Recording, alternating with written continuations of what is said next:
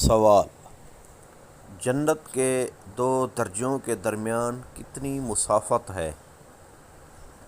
جواب: جنت کے ہر دو درجوں کے درمیان کی مسافت زمین اور آسمان کے درمیان کے فاصلے کے برابر ہے۔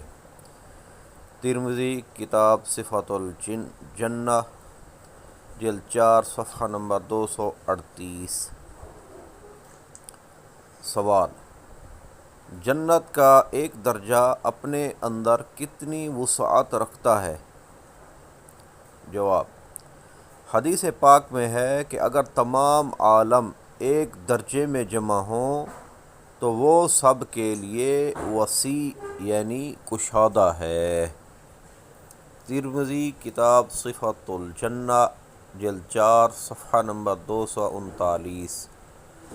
صلو علی الحبیب صلی اللہ تعالی علی محمد صلی اللہ علیہ وآلہ وسلم۔